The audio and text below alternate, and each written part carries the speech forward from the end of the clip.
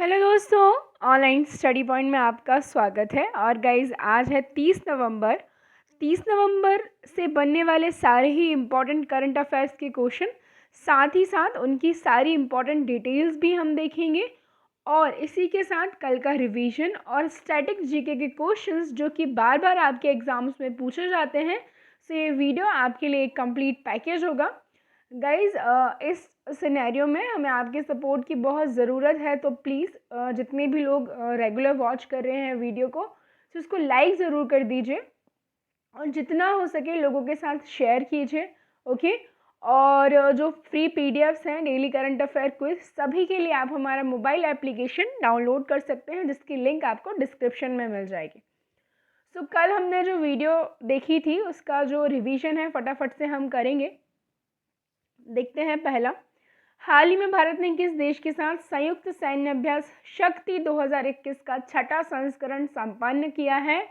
तो it is France. कौन सा देश है? फ्रांस है, क्योंकि जिसके साथ हमने शक्ति 2021 का छठा संस्करण संपन्न किया है। हाल ही में जारी नीति आयोग के बहुआयामी गरीबी सूचकांक में भारत का कौन सा राज्य सबसे अधिक गरीब है? तो मैंने एकदम अच्छे से एक्सप्लेन कर करके आपको बताया था, ये है बिहार। ओके। नेक्स्ट देखेंगे, चर्चा में रही एक्रोस योजना किस मंत्रालय से संबंधित है? तो पृथ्वी एवं विज्ञान मंत्रालय। Okay. Cherry blossom festival Bharat के किस राज्य में मनाया जाता है? तो ये मनाया जाता है मेघालय में। और हाल ही में किस राज्य अथवा केंद्र शासित प्रदेश में अंतर्राष्ट्रीय पर्यटन मार्ट का आयोजन किया गया है? तो ये किया गया है हिंदी नागालैंड। ओके। आगे देख लेंगे, हाल ही में किस भारतीय सेना द्वारा कच्छ के रण और सरक्रीक में 4 दिवसीय मेगा सागर शक्ति अभ्यास का आयोजन किया गया है? सो ये हमारी Indian army, Indian navy, Indian air force, सभी ने जो है सभी के द्वारा ये आयोजन किया गया है। अगला देखेंगे, हाल ही में किसके द्वारा दुनिया का पहला multi modal brain imaging data और एनालिटिक्स लॉन्च किया गया है? सो ये किया गया है जितेंद्र सिंह जी के द्वारा, जो कि मैंने कल आपको अच्छे से डिस्कशन में बताया था। हाल ही में राष्ट्रीय परिवार और स्वास्थ्य सर्वेक्षण के अनुसार भारत में अब प्रति 1000 पुरुषों पर कितनी महिलाएं हैं? तो ये हैं 1020। ओके। हाल ही में हाइड्रोजन ऊर्जा पर पहला अंतर्राष्ट्रीय सम्मेलन कहाँ आयोजित किया गया है? तो ये किया गया है दिल्ली में। हाल में वित्तीय स्थिरता बोर्ड के अनुसार दुनिया का सबसे व्यवस्थित बैंक घोषित किया गया है जेपी मॉर्गन चेस को। ओके। सो ये तो हो गया हमारा रिवीजन और हम शुरू करेंगे आज की वीडियो। देखेंगे पहला क्वेश्चन, वर्तमान में भारतीय रेलवे के द्वारा किस राज्य अथवा केंद्र शासित प्रदेश में दुनिया के सबसे ऊंचे सेतु का निर्माण किया जा रहा है? तो ये किया जा रहा है हमारे देश के एक राज्य मणिपुर में। कहाँ पर?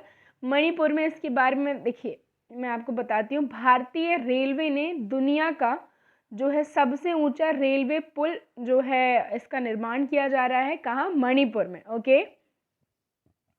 मणिपुर में रेलवे की महत्वाकांक्षी परियोजना जिरीबाम इम्फालवे रेलवे लाइन का हिस्सा है, जो अंततः पूर्वोत्तर राज्य को देश के बाकी हिस्सों से जोड़ने के लिए बनाई जा रही एक नई ब्रॉड गेज लाइन का हिस्सा है। ओके। वर्तमान में यूरोप में मॉन्टेनेग्रो में निर्मित 139 मीटर ऊंचे माला रज़ेका वाइडक्ट, क्या माला रज़ेका वाइडक्ट के पास सबसे ऊंचे घाट पुल का रिकॉर्ड है। ठीक है। और हमारा जो बनाया जा रहा है ये 141 मीटर की ऊंचाई पर होगा, जबकि इसकी कुल लंबाई 703 मीटर होगी। एक बार पूरा होने के बाद यह जो परियोजना है यात्रियों को जो 2 से सवा 2-2.5 घंटे का 111 किलोमीटर की जो दूरी है उसको तय करने में सक्षम बन जाएगी, है ना, सक्षम बनाएगी। अब बात की है क्या, हमने मणिपुर की तो ये लोकेशन देखेंगे सबसे पहले, तो हम मणिपुर की, है ना। इसके अलावा मैं आपको बताऊं मणिपुर क्यों इम्पोर्टेंट है गाइस। पहले तो देख लेंगे मुख्यमंत्री एन बीरेन सिंह और राज्यपाल है श्री एल गणेशन। ठीक है। और मणिपुर में ही क्या है, सो ये जो है सबसे ऊंचा क्या बनाया जा रहा है यहाँ पर, सो ये ब्रिज बनाने का स्टार्ट किया गया है बाय इंडियन रेलवे। अब इंडियन रेलवे की बात आई है तो उसके चेयरपर्सन, इसके जो सीईओ और प्रेसिडेंट है वो सुनीत शर्मा हैं। मणिपुर में ही केबुल लामजाओ नेशनल पार्क, जो कि दुनिया का एकमात्र तैरता हुआ नेशनल पार्क है, लोकटक झील के ऊपर ये स्थित है। कहाँ पर? लोकटक झील कहाँ पर है? मणिपुर में है। वहीं केबुल लामजाओ नेशनल पार्क, जो दुनिया का एकमात्र नेशनल पार्क है, तैरता हुआ कहाँ स्थित है? मणिपुर में। ठीक है, वहाँ पे एक हिरण पाया जाता है जिसे डांसिंग डियर कहा जाता है। ओके। हाल ही में किसे भारतीय पर्वतारोहण फाउंडेशन, क्या भारतीय पर्वतारोहण फाउंडेशन की पहली महिला अध्यक्ष के रूप में चुना गया है? So recently, who has been elected as the first women president of Indian Mountaineering Foundation? Okay. So कौन चुनी गई हैं? ये चुनी गई हैं हर्षवंती बिष्ट। कौन? हर्षवंती बिष्ट। ठीक है, बात करेंगे इनके बारे में। ये देखिए, उत्तराखंड की प्रसिद्ध पर्वतारोही हर्षवंती बिष्ट ने भारतीय पर्वतारोहण फाउंडेशन की पहली महिला अध्यक्ष चुने जाने का गौरव प्राप्त किया है। कहाँ की है ये? उत्तराखंड के। 62 वर्षीय बिष्ट ने प्रतिष्ठित पद के लिए चुने जाने के लिए कुल 107 वोटों में से 60 वोट हासिल किए हैं, और ये पहली बार है कि किसी महिला को IMF के अध्यक्ष के रूप में चुना गया है, जिसकी स्थापना वर्ष 1958 में हुई थी। ठीक है, और पौड़ी जिले के सुकई नामक गांव की रहने वाली 62 वर्षीय बिष्ट कहती हैं कि पर्वतारोहण और अन्य साहसिक खेलों को बढ़ावा देना और अधिक महिलाओं को मैदान में लाना उनकी प्राथमिकताओं में होगा। ठीक है, पर्वतारोहण के क्षेत्र में अपनी उपलब्धियों के लिए अर्जुन पुरस्कार से सम्मानित बिष्ट ने कहा कि एक समय था जब पर्वतारोहण जैसे साहसिक खेलों में उत्तराखंड शीर्ष पर हुआ करता था, लेकिन हाल के वर्षों में परिदृश्य जो है बदल गया है। 1975 में उत्तरकाशी स्थित नेहरू पर्वतारोहण संस्थान से पर्वतारोहण का कोर्स करने वाली बिष्ट ने 1981 में नंदा देवी चोटी, जो कि उत्तराखंड की और कुमाऊं हिमालय की हाईएस्ट पीक है, ठीक है, जिसकी वजह से उन्हें अर्जुन पुरस्कार मिला था। और इसके बाद 1984 में जो है उन्होंने माउंट एवरेस्ट के लिए भी एक दल था जिस अभियान की वो अध्यक्ष थी, सदस्य थी। ठीक है, और अर्थशास्त्र की प्रोफेसर हैं बिष्ट, और इन्हें हाल ही में उत्तरकाशी के PG कॉलेज के प्राचार्य पद से सेवानिवृत्त हुई हैं। ओके, चैनल को अभी तक सब्सक्राइब अगर नहीं किया है तो फटाफट से इसको सब्सक्राइब कर दीजिए। अगला क्वेश्चन देखेंगे हम। हाल ही में स्काई रूट, क्या स्काई रूट ने भारत के पहले निजी तौर पर निर्मित क्रायोजेनिक रॉकेट इंजन धवन-1 का परीक्षण किया है? क्या धवन-1 का परीक्षण किया है? स्काई रूट का मुख्यालय कहाँ स्थित है? तो स्काई रूट के बारे में बात कर रहे हैं, इसका मुख्यालय है हैदराबाद में। ठीक है, देखते हैं। हैदराबाद स्थित एक अंतरिक्ष प्रौद्योगिकी स्टार्टअप स्काई रूट एरोस्पेस ने भारत के पहले निजी तौर पर विकसित पूरी तरह से क्रायोजेनिक इंजन धवन-1, क्या नाम है? धवन-1 को इसका सफलतापूर्वक परीक्षण किया गया है, और इसके आगामी विक्रम-2 कक्षीय प्रक्षेपण यान के ऊपरी चरणों को शक्ति प्रदान करेगा। ठीक है, रॉकेट इंजन धवन-1 का नाम भारतीय रॉकेट वैज्ञानिक सतीश धवन के नाम पर रखा गया है।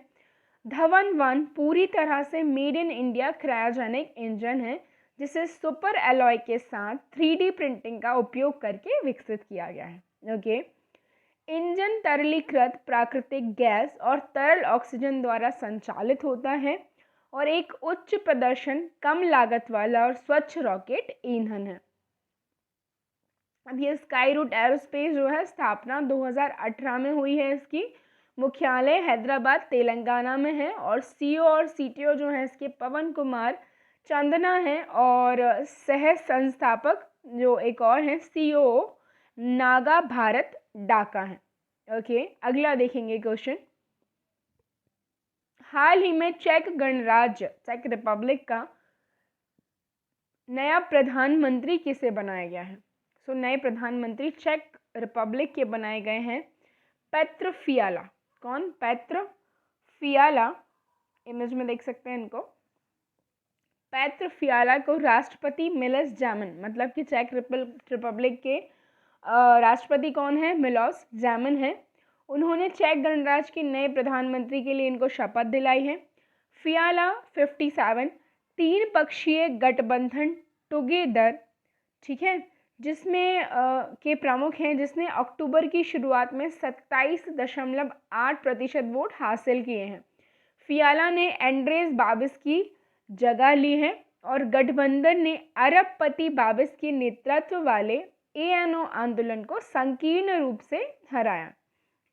महापौरों और निर्दलीय उम्मीदवारों का मध्य मार्गी समूह और वामपंथी समुद्री डाकू पार्टी बाबिस को हटाने के लिए फियाला के गठबंधन में शामिल हो गए, जिन्होंने 2017 से प्रधानमंत्री के रूप में कार्य किया था। ओके गाइस, लोकेशन देखेंगे चेक रिपब्लिक की, तो ये यूरोप में एक देश है, राजधानी इसकी प्रॉग है। ओके, मुद्रा चेक कोरोना है।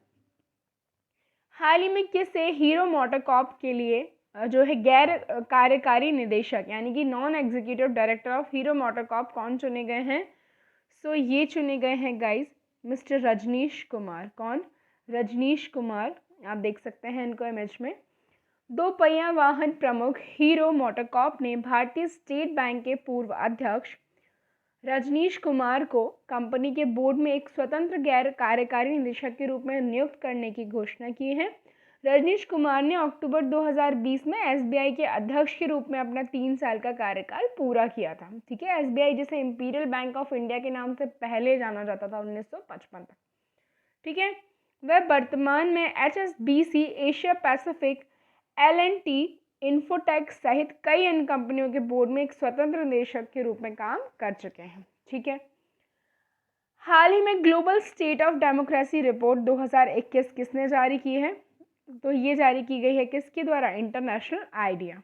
किसके द्वारा? International idea, the global state of democracy.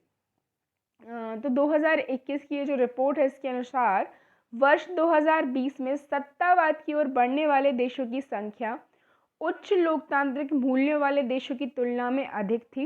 Okay, इस रिपोर्ट का उद्देश्य वैश्विक बहस को प्रभावित करना और वर्तमान रुझानों व लोकतंत्र के लिए चुनौतियों का विश्लेषण करना है, जो कोविड-19 महामारी के कारण बढ़ गई हैं।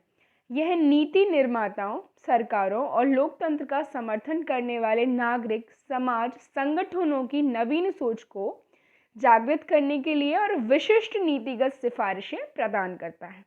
इसे international institute for democracy and electoral assistance द्वारा जारी किया गया है। इंटरनेशनल आइडिया क्या है? तो यह एक इंटर गवर्नमेंटल ऑर्गेनाइजेशन है जो कि दुनिया भर में स्थायी लोकतंत्र का समर्थन करता है, स्टेबल डेमोक्रेसी। ओके, और इसकी स्थापना 1995 में हुई है। वर्तमान में 33 कंट्रीज जो है इसका पार्ट है। अब कार्य क्या है इसका? तो ये सभी स्तरों पर लोकतांत्रिक राजनीतिक स्थानों और प्रक्रियाओं के निर्माण, सुदृढ़ीकरण तथा सुरक्षा समर्थन के माध्यम से सार्वभौमिक मानव आकांक्षा और सतत विकास के एक प्रवर्तक के रूप में दुनिया भर में लोकतंत्र को आगे बढ़ाता है। आगे देखेंगे क्वेश्चन। हाल ही में मानदंडों का पालन नहीं करने पर RBI ने किस बैंक पर 1 करोड़ रुपए का जुर्माना लगाया है? तो ये लगाया गया है स्टेट बैंक ऑफ इंडिया पर। किसके द्वारा? RBI, reserve bank of India के द्वारा। हाल ही में रिजर्व बैंक ने भारतीय स्टेट बैंक पर बैंकिंग विनियमन अधिनियम 1949 की धारा 19 की उपधारा 2 का उल्लंघन करने पर 1 करोड़ रुपए का मौद्रिक जुर्माना लगाया। ठीक है, स्टेट बैंक ऑफ इंडिया ने उन कंपनियों की चुकता शेयर पूंजी के 30% से अधिक की उधारकर्ता कंपनियों में शेयर रखे हैं। ठीक है, और इधर मैं आपको बताऊं, RBI reserve bank of India, इसकी स्थापना कब हुई थी? अप्रैल 1935 में हुई थी। मुख्यालय मुंबई में है और इसके जो गवर्नर हैं डॉक्टर शक्तिकांत दास हैं। हाल ही में चर्चा में रहा सफ़र शब्द किससे संबंधित है? तो ये संबंधित है वायु गुणवत्ता मापने की एक पहल से, an initiative to measure the air quality. SAFAR पृथ्वी विज्ञान मंत्रालय द्वारा महानगरों के किसी स्थान विशिष्ट के समग्र प्रदूषण स्तर और वायु गुणवत्ता को मापने के लिए शुरू की गई एक राष्ट्रीय पहल है। हाल ही में वायु गुणवत्ता और मौसम पूर्वानुमान तथा अनुसंधान प्रणाली ने 4 भारतीय शहर दिल्ली, अहमदाबाद, मुंबई और पुणे में दिवाली के बाद के प्रदूषण का अध्ययन किया है ना। और दिल्ली, अहमदाबाद और मुंबई 3 महानगरीय शहरों में वर्ष 2020 की तुलना में जो है वर्ष 2021 की जो अवधि रही है उसमें वायु प्रदूषण अधिक था, ठीक है, जबकि पुणे एकमात्र शहर था जहां इसका स्तर कम पाया गया था। दिवाली के समय जो है दिल्ली में उच्च पीएम दर्ज किया गया था, जो बायोमास जलने के प्रभाव के साथ साथ उच्च स्थानीय उत्सर्जन के कारण होता है। ये दिल्ली में परिचालित भारत की पहली वायु गुणवत्ता पूर्व चेतावनी प्रणाली air quality early warning system का एक अभिन्न अंग है। ये मौसम के सभी मापदंडों जैसे तापमान, वर्षा, आर्द्रता, हवा की गति एवं दिशा, परावैंगनिक किरणों और सौर विकिरण आदि की निगरानी करता है, ठीक है। नेक्स्ट देखेंगे क्वेश्चन, हाल ही में दुनिया के सबसे बड़े वर्दीधार युवा संगठन राष्ट्रीय कैडेट कोर यानी कि एनसीसी ने 28 नवंबर 2021 को अपना कौन सा स्थापना दिवस मनाया है?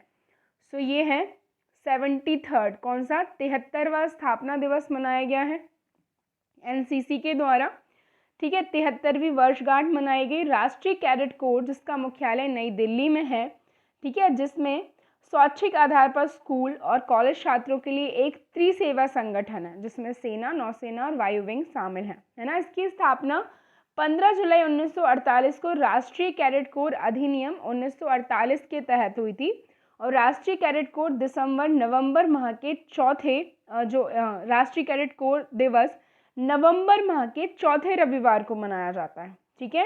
एनसीसी का आदर्श वाक्य है यूनिटी एंड डिसिप्लिन, एकता और अनुशासन, जिसको 1980 में अपनाया गया था। नेक्स्ट हम देखेंगे contested lands India, China and the boundary dispute पुस्तक के लेखक कौन है? सो आंसर है मारूफ रजा। कौन है? मारूफ रजा, देख सकते हैं आप इनको। पूर्व सेना अधिकारी मारूफ रजा ने contested lands India, China and the boundary dispute नामक एक नई किताब लिखी है और ये पुस्तक तिब्बत और चीन के साथ भारत की सीमा निर्माण के इतिहास को दर्शाती है और अभी जो वर्तमान में जो हमारा सीमा विवाद है चाइना के साथ उसका विश्लेषण भी करती है। और इनकी कुछ अन्य पुस्तकें हैं कश्मीर अनटोल्ड स्टोरी, शौर्य गाथा, भारत के वीर सेनानी and war dispatch 1971। Most repeated questions देखेंगे। हिंदी दिवस 14 सितंबर को मनाया जाता है। हिंदी को राष्ट्रभाषा अनुच्छेद 343 के तहत किस देश के साथ जो है सर्वाधिक देशों की स्थल सीमा है? तो चाइना। बैरोमीटर में अगर तेजी से गिरावट आए तो क्या? तूफान का संकेत है। भारतीय मरुस्थल का नाम थार है। कांजीरंगा राष्ट्रीय उद्यान असम में है। पृथ्वी अपनी धुरी पर पश्चिम से पूर्व की दिशा में घूमती है। उज्जैन शिप्रा नदी के किनारे पर है। कौन सी धातु बिजली की सबसे अधिक सुचालक है? चांदी। अंतर्राष्ट्रीय मानवाधिकार दिवस 10 दिसंबर को मनाया जाता है। और कल का क्वेश्चन था हमारा, किस वित्तीय निकाय ने सुरक्षित सौर प्रभावी कोविड-19 वैक्सीन की खरीद के लिए भारत को जो है 1.5 बिलियन डॉलर के ऋण को मंजूरी दी है? तो दिस एशियन डेवलपमेंट बैंक। एशियाई विकास बैंक ने भारत सरकार को कोरोना वायरस के खिलाफ सुरक्षित और प्रभावी टीके खरीदने में मदद करने के लिए 1.5 बिलियन के ऋण को मंजूरी दी है, ठीक है। और आज का जो क्वेश्चन है इट इज़, हाल ही में किस देश ने आम जनता के लेदर कोट पहनने पर और इसकी बिक्री पर रोक लगा दी है? आपके options Uttar Korea, China, India and Pakistan है। सो फटाफट से इसका आंसर दीजिएगा। मिलते हैं नेक्स्ट वीडियो में। आई होप वीडियो आपको पसंद आया होगा। इसे जल्दी से लाइक कर दीजिए, शेयर कर दीजिए अपने सभी दोस्तों के साथ एंड अगर आप चैनल पर नए हैं तो इसको सब्सक्राइब करना नहीं भूलेगा and thank you for watching.